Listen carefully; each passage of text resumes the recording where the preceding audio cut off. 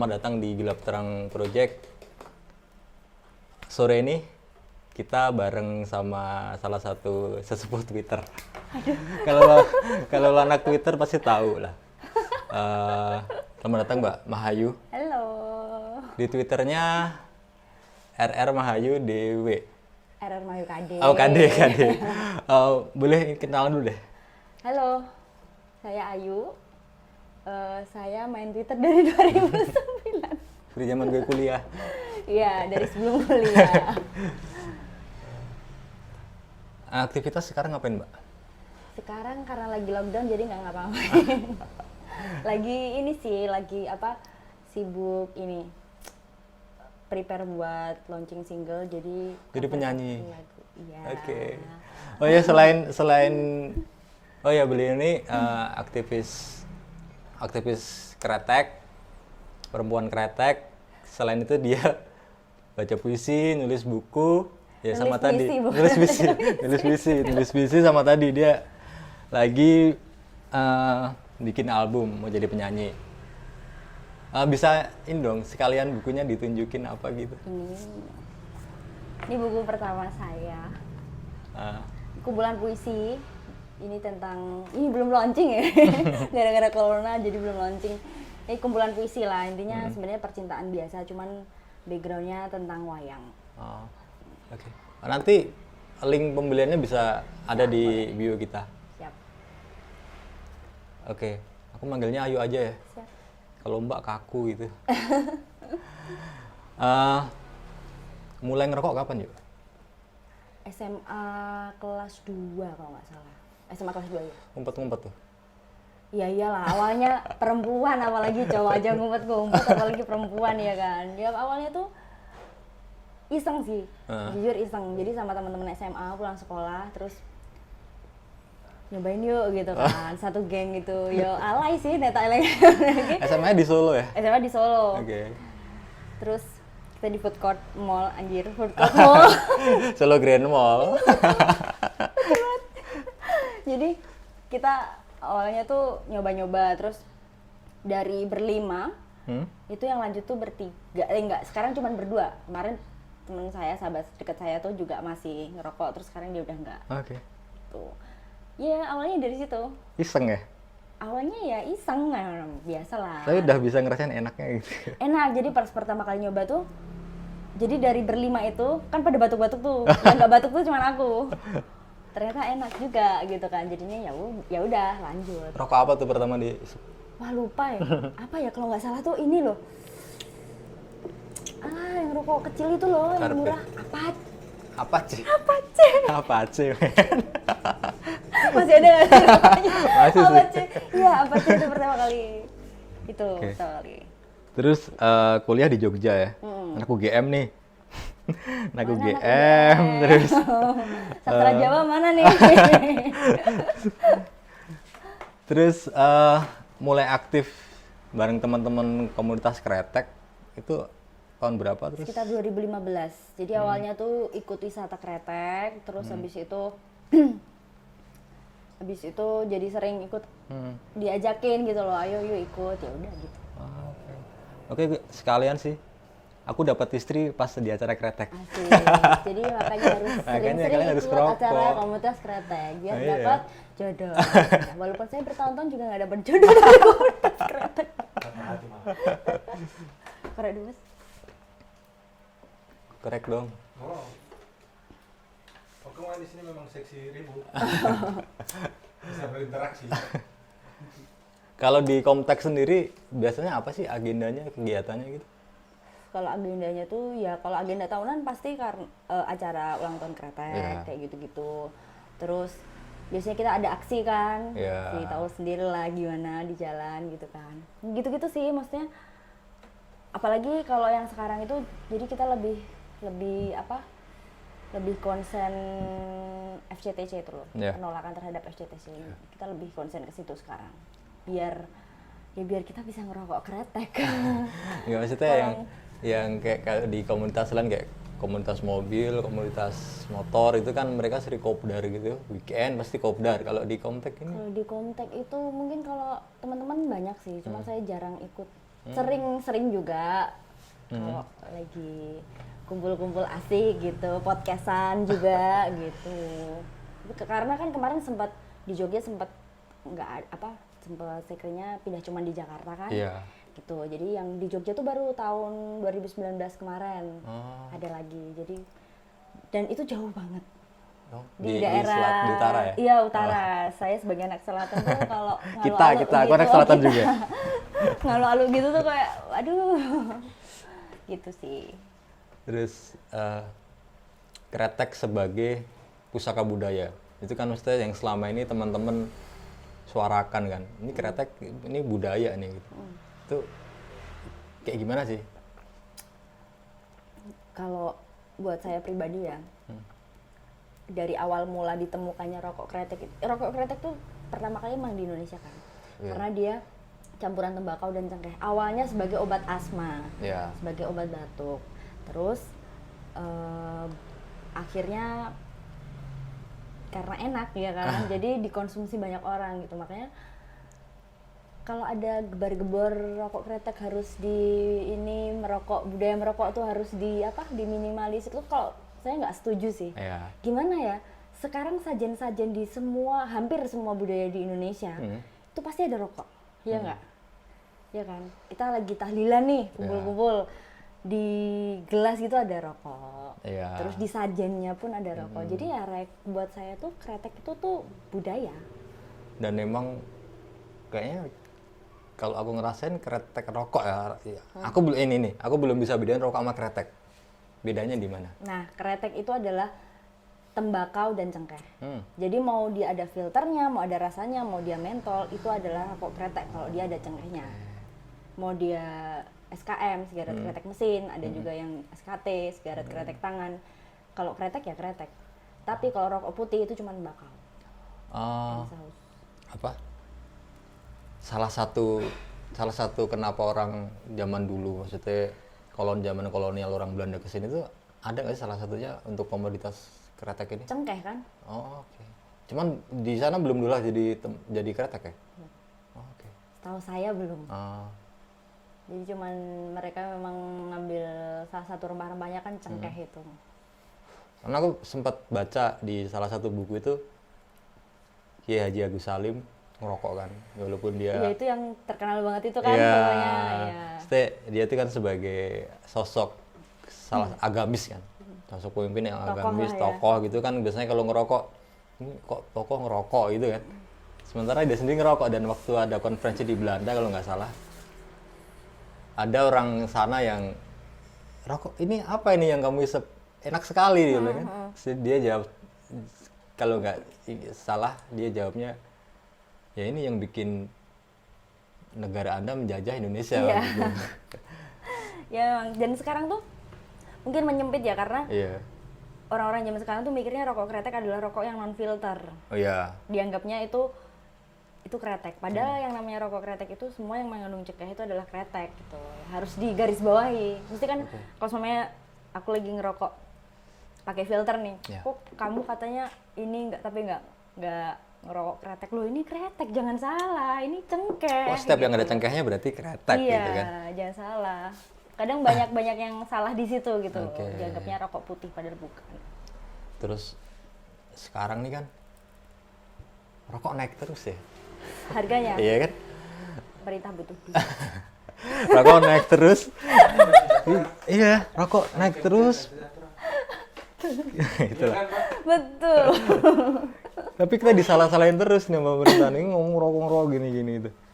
Ya kalau dari yang saya lihat ya, nggak ngerti juga, tapi dari yang saya lihat tuh kemarin nggak sengaja di Alfamart nih, lagi ngantri tuh lihat nih di depan rak depan itu, dia jual vapor dong.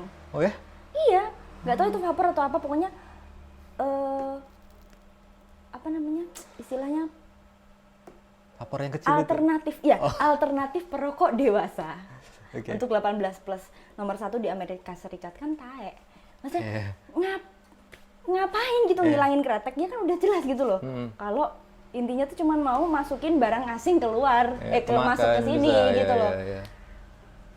Mas, kok main ramu itulah. ngomongin vapor, pernah vapor gak sih? Pernah nyoba gitu gak? Kalau nyoba pernah, karena Oke. dia juga gonta-ganti kan, jadi cuma nyoba tapi nggak tertarik sama sekali, maksudnya kepengenan buat aku vapor aja lah tuh belum pernah. Oke, keren ya. Aku juga nggak sih? Nggak pernah. Pernah Ya, dulu, walaupun rasanya enak pernah dulu gitu. dikasih temen vapor gitu, terus aku coba ngisep vapor. Kalau di mobil kan vapor hilang, nah, kan? Dalam mobil gitu AC nyalain vapor nggak apa-apa, cuman yang nggak ada rasanya kayak kita ngisep sisa aja Ya, ya. walaupun ada, iya betul kayaknya, Iya. walaupun ada nikotin, cuman iya masalahnya kalau saya sih ngerokok itu tuh dari yang nyalain tuh loh, cek, ya itu yang enak tuh. Ya maksudnya korelasi antara harga rokok yang terus naik sama kesejahteraan para petani tembakau kayak gimana tuh? Sebenarnya kalau apa ya, kalau ditanya masalah lapangan itu saya kurang paham ya, karena nggak ngerti juga sekarang kayak gimana. Cuman kan memang dengan adanya apa namanya, harga rokok naik itu kan sebenarnya setahu saya itu kan memang buat mengurangi perokok gitu loh. Padahal pajaknya dicari. Iya. Itu menurut Anda apa itu? Nggak tahu gue. Kurang ajar kan? Kurang ajar. Maksudnya, jadi kalau saya sih mikirnya lebih ke harga rokok dinaikin biar nggak ada perokok gitu. Sedangkan cukai rokok sendiri itu bahkan menutup BPJS yang menutup Iya. kekurangan BPJS gitu loh. Jadi balik lagi itu cuman Iya. kapitalis, Betul. gitu. Kapitalis. Jadi biar kan itu mereka tidak berpikir panjang bahwa di balik sebatang rokok ini tuh banyak. Saya kan waktu itu pas kretek pertama sempat ke Temanggung. pabrik, enggak ke Temanggung juga, Oke. terus habis itu ke pabriknya juga waktu di Kudus. Jadi bener-bener ngelihat buruh-buruh, bahkan ada salah satu pabrik rokok yang buruh-buruhnya itu udah sepuh-sepuh, Oke. udah tua banget gitu. Jadi ya mereka memang penghidupan kan berarti dari situ, Ya. yang mereka sampai pabrik rokok itu tidak merevitalisasi pegawai karena memang mereka militan gitu loh. Jadi saya ngelihatnya ya memang rokok Itu yang bagian SKT, dari hidup. SKT ya? berarti? SKT ya. Berarti kan merokok bagian dari hidup dari hidup Iya. mereka gitu loh. Kalau semuanya tiba-tiba dihilangkan tuh kayaknya terlalu kejam deh. Nggak banget lah. Itu terlalu pendek. Menurut tuh juga nggak bisa juga dihilangin.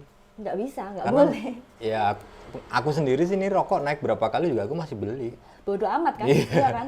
Mending nggak makan daripada nggak ngerokok. Iya. Nah, nggak saya gitu. Dulu zaman waktu masih sering zaman ngepost gitu tuh, Iya.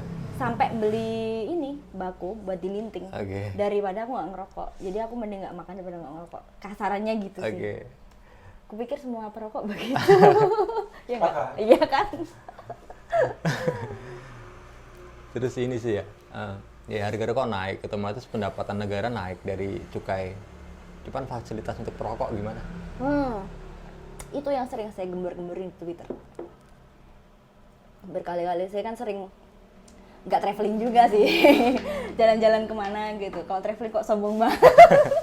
Padahal mau sombong sih. Memang nggak apa-apa. Emang harus sombong? Sekali Oke, harus sombong. Biar kelihatan bahagia gitu. Puisi-puisinya sedih.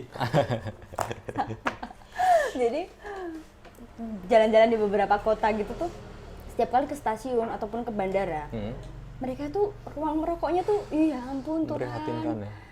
sama kandang anjing di rumah itu lebih Iya, baik kandang anjing betul. gitu. Jadi bener-bener yang ruangan, bayangin ruangannya tuh sempit, paling 4x4 itu udah gede ya, 3x3 lah, 3x4 lah. Terus ruangannya kaca Iya. dan dibengap, asbaknya cuma satu yang gede. Iya. Itu kan orang dari luar kan lihat itu orang ngapain, pasti kan orang berpikir begitu. Kenapa gitu lo harus kayak gitu? Kalau di Jogja Solo sendiri pengalamanmu nih, ruang untuk merokok di tempat-tempat umum? Sebenarnya kalau di Jogja Solo, kemarin sempat ada trouble ya waktu di stasiun balapan itu. Jadi saya sempat nge-tweet bikin thread waktu itu. Jadi waktu di stasiun balapan tuh udah bagus nih ruang Ya, yang di merokoknya. ujung sana ya? Ya walaupun jauh ya, tapi Ini ke toilet? ya itu udah bagus. Terus tiba-tiba dipindah, Oh, itu jadi dipindah lebih lagi? jauh, jadi lebih jauh, jadi lebih sana lagi. Diperbaiki sih niatnya, cuman nggak jadi-jadi. Padahal maksudnya dinalar aja dengan kayak gitu tuh, itu cepat gitu loh. Oke. Itu bisa berbulan-bulan. Maksudnya dengan yang dulu ada existing aja orang susah ngerokok dengan Nah itulah. dipindah nggak jadi terus jadi orang ngerokoknya kan, di mana? Nah saya kan nanya, Pak ini saya ngerokoknya di mana ya itu? Wah itu lagi dibenerin. Terus saya ngerokok di mana? Yaudah Mbak nggak apa-apa di sini. Lah terus ngapain ada ruang merokok? Nanti kalau saya di sini saya kena denda gimana? Gituin lah bapaknya tuh. Yeah. Yaudah Mbak nggak apa-apa di sini, kok gini ya? Mungkin sama cewek begitu kali. Ya nggak ngerti juga, tapi maksudnya double standard gitu loh. Iya betul. Ngapain ada ruang merokok kalau saya terus kemudian bisa merokok sembarangan lah kasarannya. Nggak mau juga mengganggu orang-orang yang nggak ngerokok gitu loh, karena pasti dinyinyirin. Nggak ngerokok aja dinyinyirin, cuman Mbak rokok, apalagi perempuan gitu loh. Yeah. Gitu. Terus sayangnya ya kalau di Jogja sama Solo itu sebenarnya fasilitas merokok tuh cukup kayak di stasiun Lempuyangan, Tugu itu tuh lumayan luas lah. Yeah. Tapi yang minus itu adalah nggak perokok tuh pada duduk di situ. Terus kalau kita ngerokok dikatain, itu udah pernah kayak gitu. Oh, kamu pernah? Gitu? Udah pernah berkali-kali. Jadi saya lagi ngerokok nih, duduk di tempat merokok. Ada ibu-ibu tiba-tiba datang sama anaknya. Mbak kok ngerokok sih? Lah ini kan ruangan merokok. Hello Kitty, karena aku kesel banget ya maksudnya.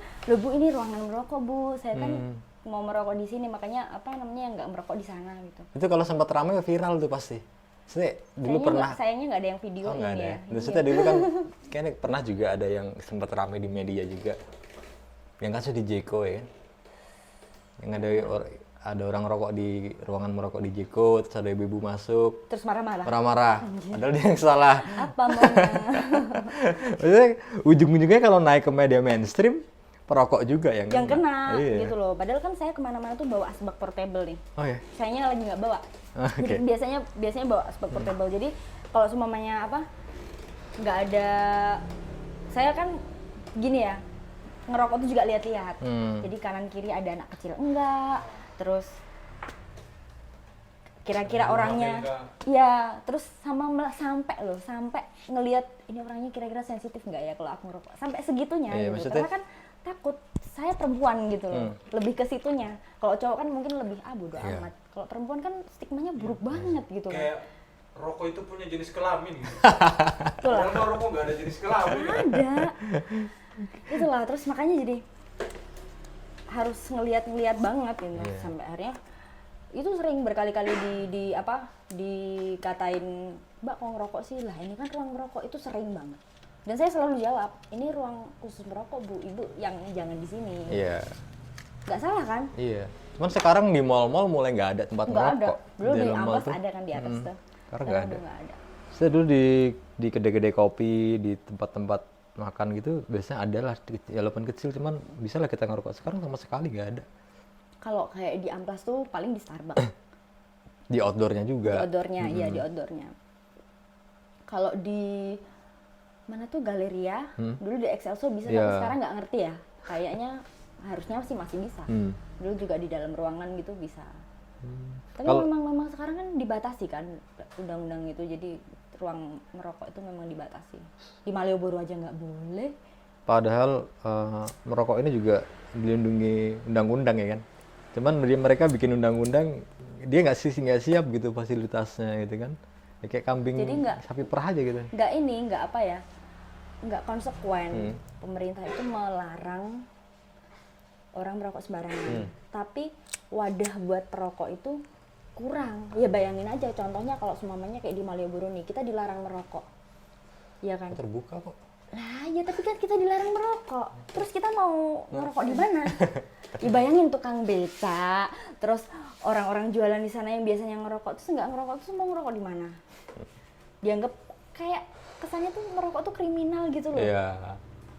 Padahal perokok sendiri sebenarnya banyak perokok santun juga yang maksudnya mau ngerokok lihat tempat gitu.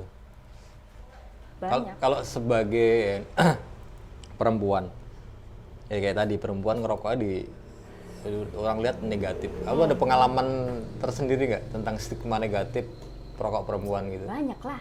Aku ngerokok udah lebih dari 10 tahun. Banyak banget lah. Bisa ya, diceritain lah. Itu jahat itu. Nggak usah jauh-jauh lah, mamaku sendiri tuh, mamaku tahu. Pada akhirnya orang tua tahu kan. Kalau papa tuh nggak. Papa kan udah almarhum ya. Maksudnya yang kemarin tuh sempat tahu pun. Karena dulu papa perokok, dulu banget. Yeah. Dulu banget papa perokok, aku SMP itu berhenti. SMP berhenti, terus pas tahu anaknya ngerokok juga, ya udah, gitu. Tapi kalau mama tuh nggak melarang, cuman menghimbau. Kayak yang suka yang menghimbau untuk mama tuh nggak suka kalau punya anak perokok. Gitu doang. Ini takut omongan tetangga kali ya? Bodoh. Nggak ngerti ya. Intinya apa nggak ngerti. Cuman kan mungkin lebih kesehatan. Kebetulan kan papa kemarin meninggal karena kanker paru-paru. Pantas trauma. Kanker paru-paru dan itu tuh papa tuh berhenti merokok aku SMP, bayangin itu 2004-2005. Baru terjangkitnya 2019 gitu. Berarti justru karena berhenti merokok? Maybe. mungkin gitu kan. Terus tapi nggak ada kaitannya dengan rokok ya, karena sudah sangat jauh kan. Dokter juga bilang ya jangka waktunya memang jauh, cuman banyak juga kok yang ngerokok sampai eyangnya teman saya umurnya sampai 90 sampai 102 ada tuh sahabat saya tuh ngerokok cewek sampai 102 tahun. Jadi dan ketika papa meninggal karena kanker paru juga nggak mempengaruhi saya untuk berhenti merokok. Jadi gini loh, mungkin sebagai perempuan saya akan berhenti merokok ketika sudah waktunya. You know what I mean lah ya. Maksudnya gini loh. Jadi ketika aku ada rencana menikah nih, katakanlah akhir tahun, ya mungkin aku setengah tahun sebelumnya akan bukan berhenti drek ya. Jadi pelan-pelan, mungkin yang tadinya sehari 2 bungkus jadi cuma sebungkus. Nanti nambah lagi seminggu dikurangin untuk berhentikan, mempersiapkan badan juga gitu loh. Ya bukan berarti, ya gimana pun juga semua tuh ada porsinya. Kita makan tengkleng kebanyakan juga bisa mati. Ya kalau menurut riset juga penyebab kematian terbanyak juga bukan karena rokok kan, jantung. Dan jantung, alasannya jantung kan pemicunya adalah rokok bla bla bla bla bla. Padahal masakan Padang tuh kayaknya bikin itu. Betul. Jadi nggak bisa gitu loh kalau kita menyalahkan rokok adalah sebagai penyebab kematian pertama tuh. Kalau selain dari tadi mamah gitu, dari teman-teman juga banyak. Dulu zaman di kampus 2010 itu tuh awal masuk kuliah. Udah ngerokok tuh, udah aktif? Udah. Tapi kan memang belum terlalu banyak ya perempuan ngerokok dulu tuh, belum terlalu banyak. Paling bisa ya nggak nyampe 20 lah.